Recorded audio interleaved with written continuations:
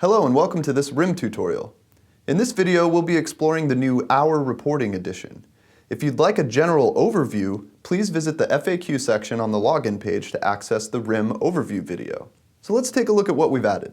From the dashboard here, click on the menu icon, and right away you'll notice there's a new menu item, Hour Reporting. Let's go ahead and click on that. This will take us to a month view calendar where we have all of these fields with drop-down menus, and at the top we have a color-coded legend. So what does this all mean?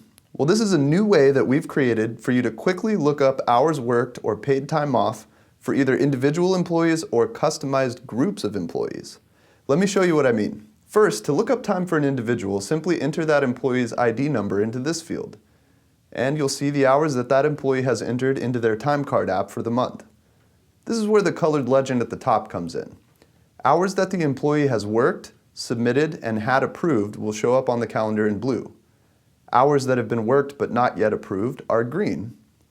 Paid time off is represented in purple, and this mustard color indicates a mixture of two or more of these categories.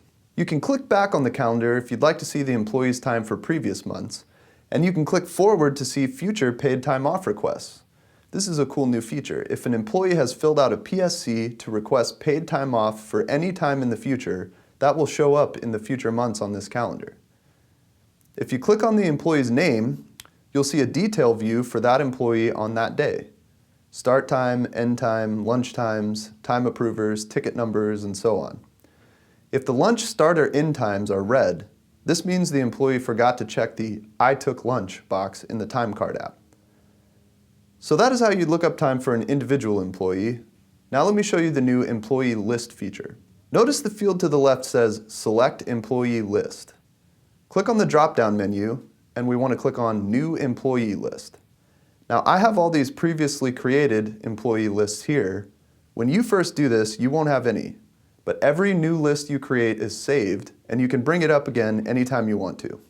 So let's go ahead and click on New Employee List.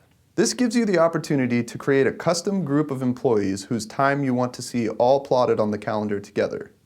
So let's give the new list a name. And then you can select up to 5 employees to be in this new group. We limited each custom employee list to 5 employees to keep the system nice and quick, but if you want to review more than 5 employees, you can just create as many new lists as you need to. So let's go ahead and click Create. And you'll see that each of the employees we selected in our list has their time represented on the calendar view. Again, blue is worked and approved hours, green is worked but not yet approved, purple is paid time off, and mustard is some mixture of at least 2 of these other categories. And again, you can click on a specific employee's name to bring up a detailed view for that day, or you can also click on the day number in the top right of the square to bring up a detailed view of all the time that the employees in your list have entered for that specific day. Okay, now let's take a look at all the different ways that we can filter this information to find whatever we're looking for. The first filter dropdown gives us the option to show only worked hours, only paid time off, or all time types, which is the default filter. You'll notice if I change the filter to PTO, only the purple entries remain on the calendar. The next filter over lets us choose whether we want to see only approved time, only non-approved time, or all approval types, which again is the default. And finally, the next filter to the right allows us to filter the information by site. The default filter is for all sites, but I can choose, for example, to just show time entered at Belridge, or any other lease.